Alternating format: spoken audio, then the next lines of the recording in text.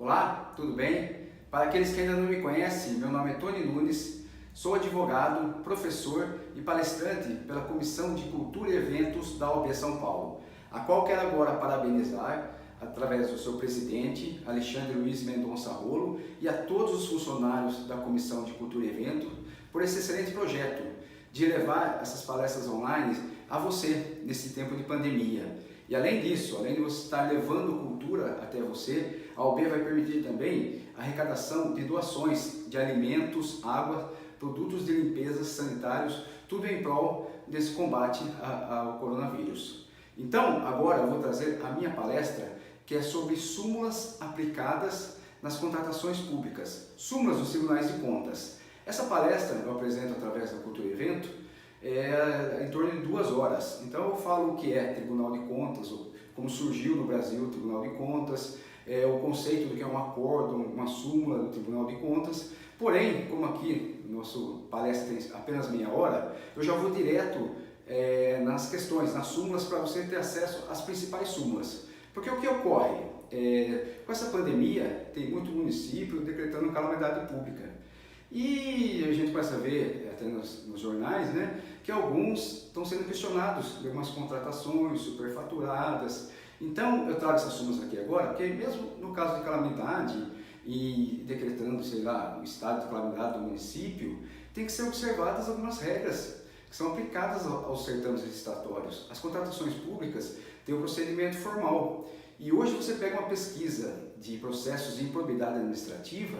Uma pesquisa recente diz que a maior parte desses processos não são nem tanto por apropriação ao erário, mas sim por violação aos princípios e às normas que regem essas contratações. Então aqui agora eu vou trazer as principais súmulas para você. E o que eu vou fazer? Eu vou trazer meu bonequinho aqui, ó, do professor Tony Nunes, o qual, para adiantar essa nossa palestra, ele vai trazer algumas dúvidas em forma de pergunta e eu vou responder para vocês através das súmulas dos tribunais de contas do Brasil. Bom, a primeira questão que o bonequinho aqui do professor Tony Nunes traz é em relação à aquisição de softwares pela administração pública. Vamos ver qual é a dúvida dele. Qual tipo de licitação deve ser utilizada para a compra ou desenvolvimento de software? O que ocorre? Nesse caso, há muitas dúvidas, muitas pessoas que ligam para saber qual tipo ou modalidade de licitação que vai utilizar na compra de um software. Só que antes, tanto aquele que participa como aquele que vai adquirir o software pela administração pública, tem que saber a diferença do que é um software de prateleira e o que é um software que é um serviço. Então aqui eu vou trazer para vocês agora algumas súmulas dos tribunais de contas que trazem essa diferenciação. Vamos lá. Olha, até o próprio STF e STJ, ele acabou dando um conceito, como você vê que é um caso que gera muita dúvida. Ele acabou falando que programas de computador desenvolvidos para um cliente, então aqui, voltando, quando a administração vai adquirir um software que ele quer que faça de uma forma personalizada, a administração pública vai chamar alguém para desenvolver um software para ela. Isso é considerado um serviço. Agora, se a administração vai adquirir um software que é feito por uma empresa em grande escala e vendida comercialmente, isso é considerado uma mercadoria. E qual a diferença que o administrador, o licitante precisa saber dessa diferença de software de ser um serviço ou mercadoria? É que isso vai definir o tipo de licitação que vai ser feita. Então aqui eu trago uma súmula para vocês do Tribunal de Contas de São Paulo, a súmula número 47, que fala que em procedimento licitatório é vedada a utilização de tipo técnico e preço e melhor técnica para a contratação de licença de uso de software de prateleira. Por quê? Como o software de prateleira, como eu disse, é feito em grande escala, é considerado uma mercadoria, o que vai definir essa licitação? O melhor preço.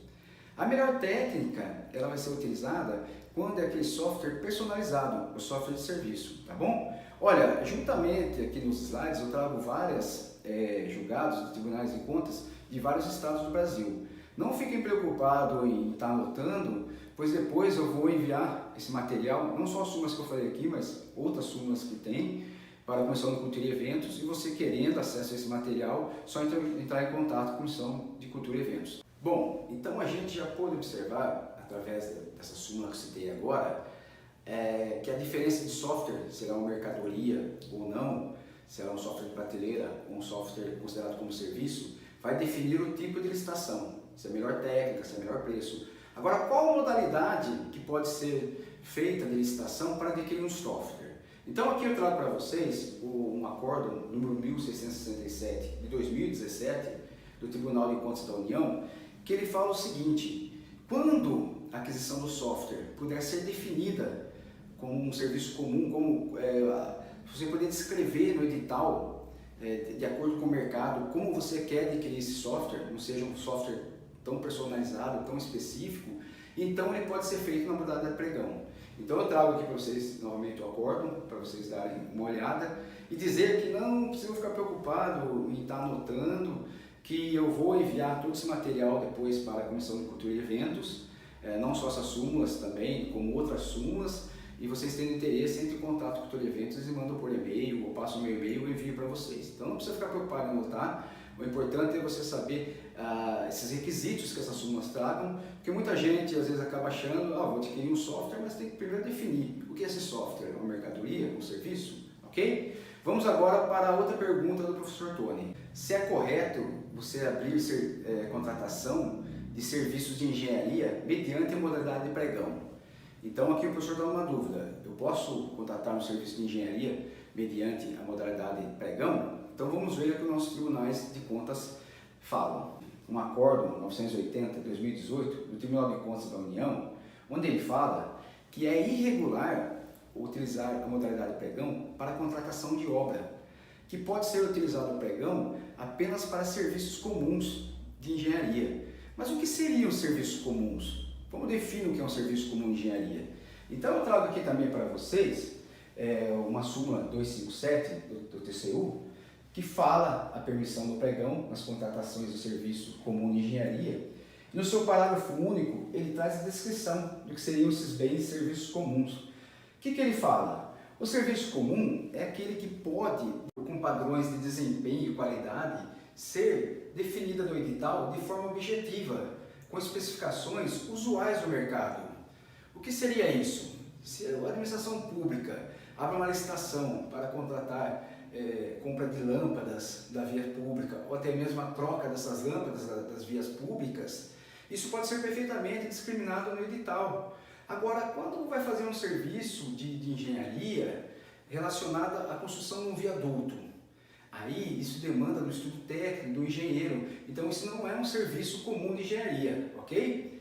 Agora uma questão que eu trago também para vocês, juntamente nessas súmulas, é um acórdão, o 713 de 2019, também do Tribunal de Contas da União, que fala sobre engenharia consultiva. O que é o serviço de engenharia consultiva?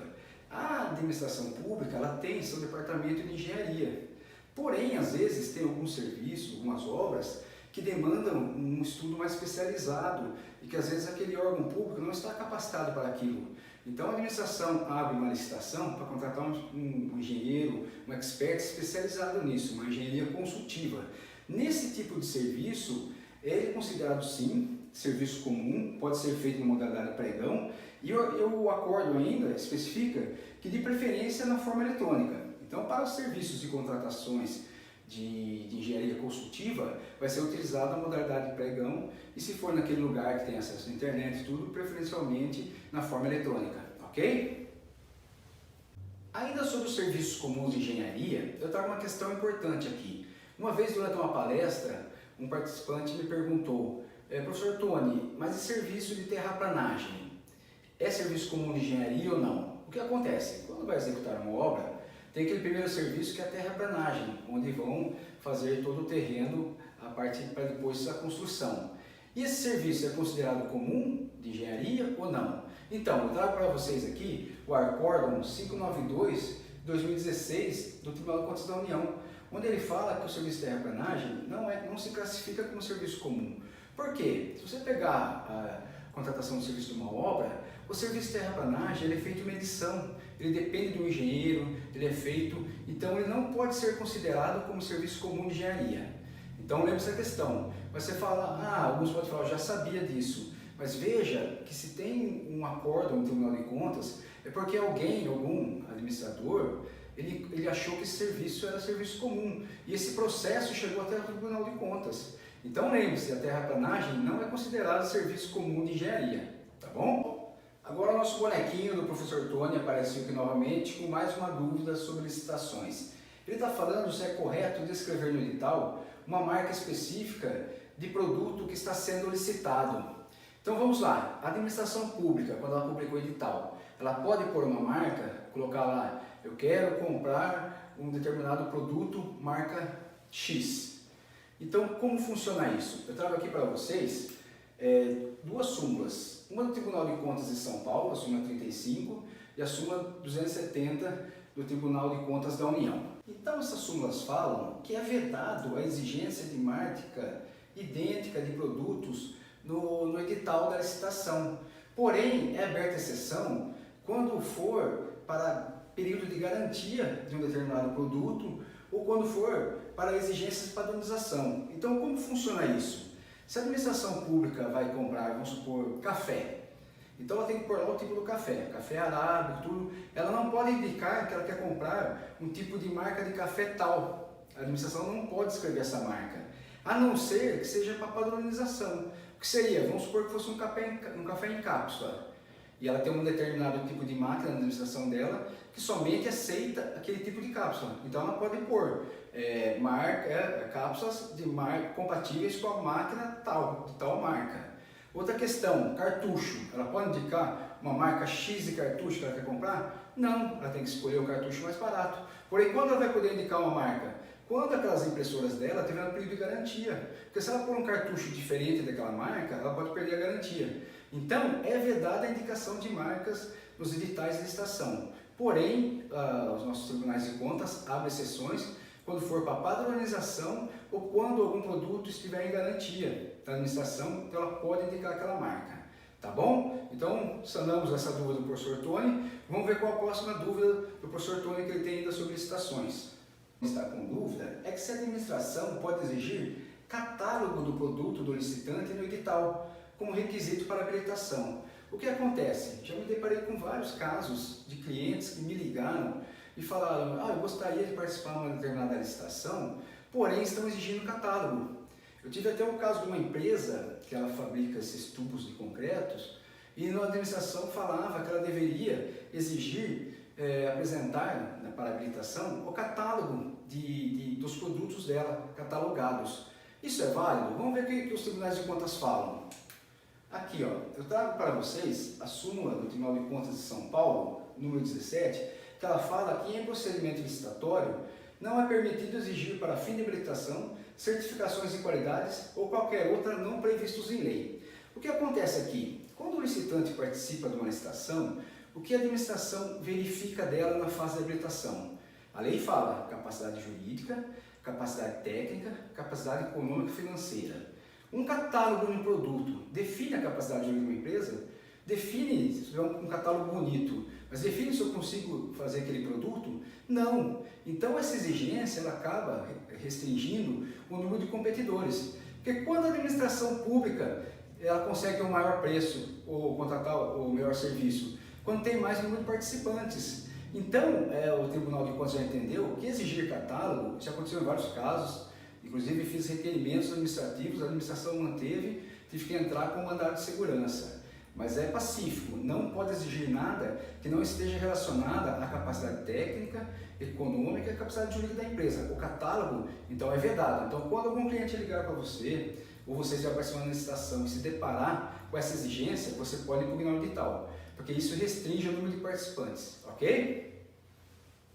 Ainda falando sobre essa parte de habilitação nas contratações públicas, uma questão também importante é que muitas empresas levam, tem no edital aquele monte de documento e às vezes acabam sendo desclassificadas e ela acaba até recorrendo ali, mas a administração sempre usa aquele termo. A princípio é o vínculo edital. Aqui no edital estava tal documento e você não cumpriu. Eu gosto de citar casos na prática, que eu tive um caso na prática, que uma empresa, a indústria de asfalto, foi participar de uma concorrência, um valor muito grande. E ela pegou e não viu no edital, porque o edital exigia um envelope de habilitação e de proposta. E no edital falava que tanto no envelope de habilitação como no da proposta deveria conter cópias do contrato social, ou seja, pedia 2 vezes o mesmo documento. A empresa, o meu cliente participou e foi habilitada, aí quando abriu as propostas, ela ganhou e deu uma diferença de quase 200 mil para o segundo colocado. Quer dizer, a administração conseguiu um bom preço, o melhor preço. Porém, o outro concorrente falou, peraí, tem que desclassificar ela, porque ela não pôs a cópia do contrato social no envelope, como falava o edital, ela feriu o princípio ao edital. E nisso, a comissão de licitação desclassificou meu cliente. Meu cliente me ligou na hora, eu falei, não, conste em ata que você quer recorrer, e entramos com o recurso e ganhamos. Por quê? O princípio é o vínculo ao edital. Ele é absoluto? Vamos ver aqui o que fala, que eu trago para vocês também, é um acórdão do Tribunal de Contas da União, número 357 de 2015.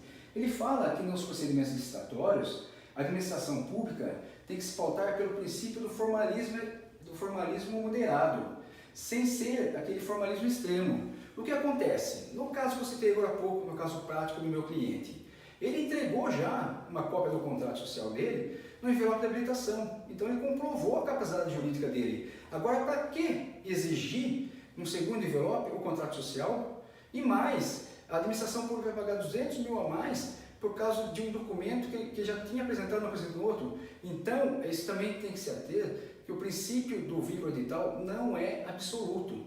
A administração pública tem que sempre verificar. E outra, a lei de licitações permite diligências. Então, quando o pregoeiro, ou membro da comissão de licitação, ele vê alguma irregularidade ali que pode ser sanada, então ele pode pegar e sanar isso, não apenas desclassificar falando pelo princípio do vínculo edital, tá bom? Pessoal, ainda sobre essa questão de caráter competitivo da licitação e da fase de habilitação, o professor Tony, nosso bonequinho, traz mais uma dúvida aqui. Ele fala, a comissão de licitação pode exigir do licitante comprovação de vínculo trabalhista entre o profissional e a empresa que está participando da licitação?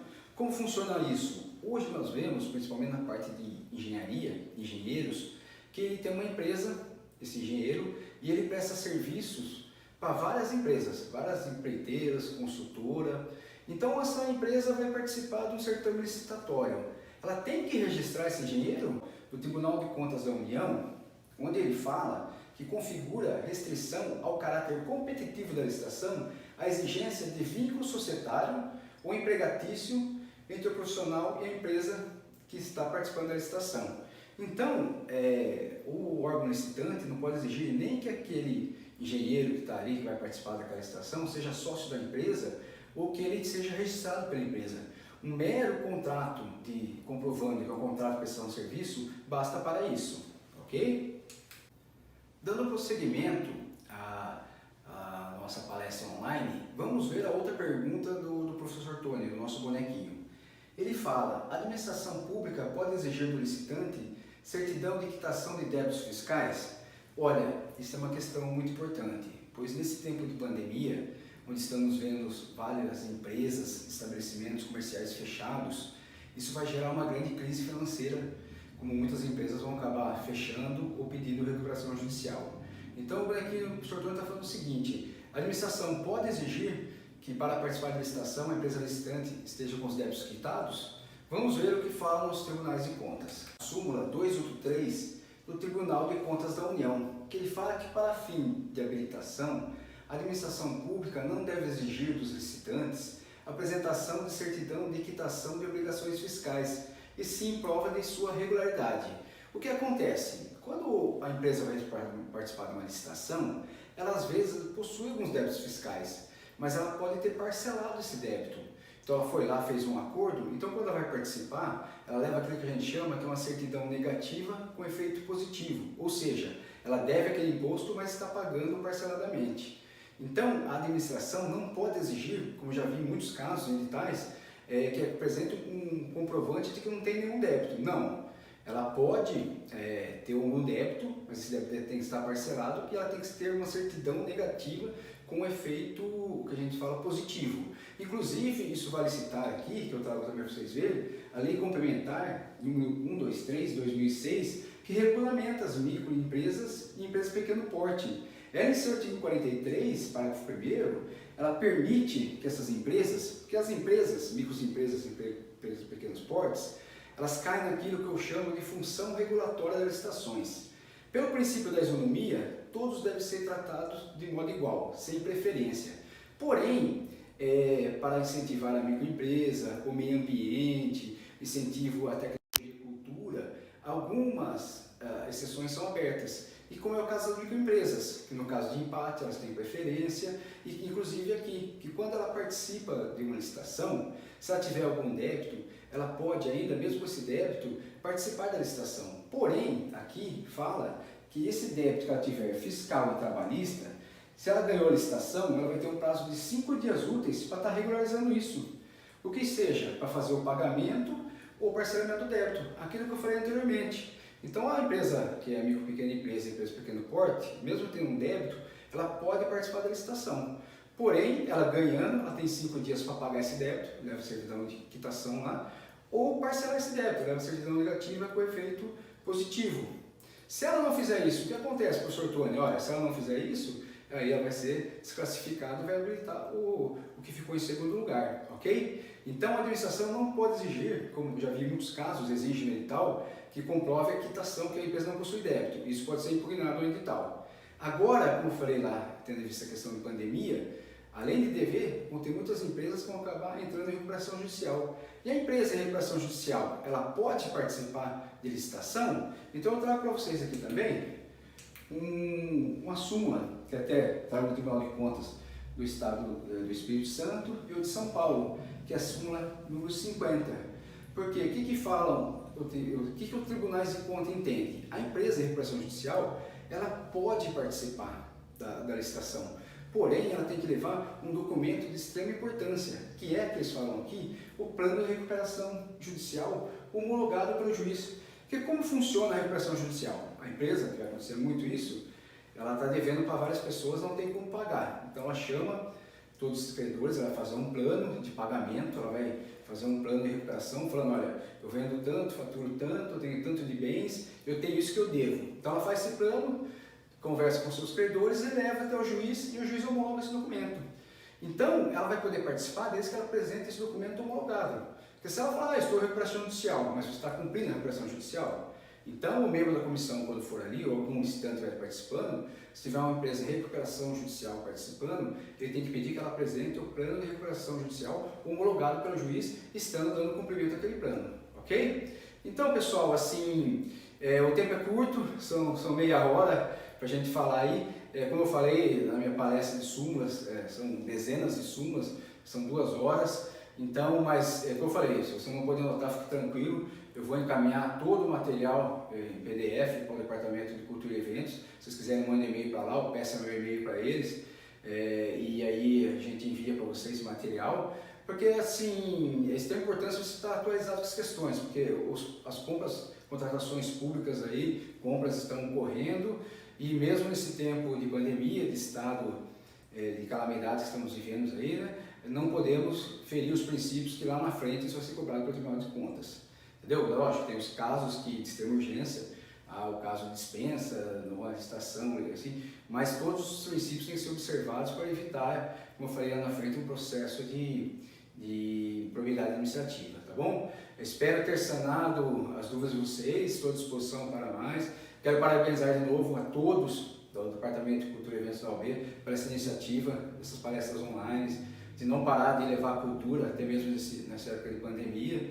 E tenho certeza que todos nós, se Deus quiser, logo vamos sair dessa situação, não só o Brasil, mas o mundo, e voltar à nossa normalidade por aqui. Lembrando, para você não esquecer de ver o endereço e fazer sua doação de alimento, água, produto de higiene e limpeza, para esse combate a essa epidemia, para aqueles que precisam. E parabéns ao UAB, Departamento de Cultura e Evento, a todos. E obrigado, e não deixe de assistir às outras palestras online do Departamento de Cultura e Evento, ok? Obrigado, abraço.